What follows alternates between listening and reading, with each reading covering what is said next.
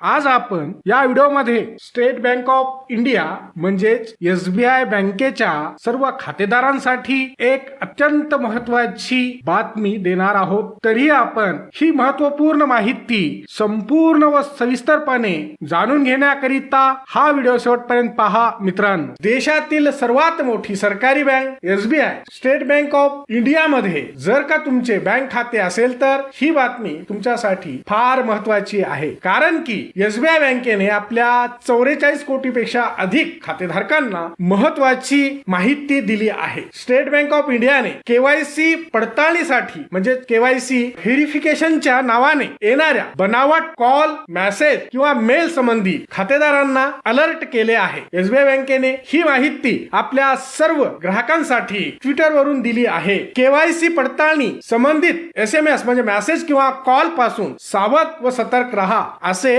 SBI बँकेने आपल्या tweet मध्ये म्हटले आहे। हे सायबर गुन्हेगार बँकेच्या नव्या सुविधेचा फायदा घेत खातेदारांची लूटमार व फसवणूक करत आहेत। खातेदारांनो लक्षात ठेवा, कधीही कोणत्याही बँका, फायनान्स कंपन्या, टेलिकॉम कंपन्या ग्राहकांची कोणतीही खाजगी माहिती जसे की बँक खाते क्रमांक, आधार कार्ड नंबर, पॅन कार्ड क्रमांक अशी माहिती विचारत नाहीत। त्यामुळे कोणीही SMS म्हणजे मेसेज किंवा कॉल करून व तसेच लिंक वर क्लिक करून माहिती विचारत असेल किंवा माहिती भरण्यास सांगत असल्यास सावध व सतर्क व्हा आणि कोणतीही आपली पर्सनल माहिती अजिबात शेअर करू नका, म्हणजेच कुणालाही देऊ नका, अन्यथा काही क्षणामध्ये तुमच्या बँक खात्यातील रक्कम हे भामटे, हे सायबर गुन्हेगार साफ करून टाकतील। महत्त्वाचे म्हणजे त्यासोबतच फसवणूक टाळण्यासाठी या महत्त्वाच्या सूचनांचे पालन करा। एक, वेळोवेळी तुमचा पासवर्ड आणि पिन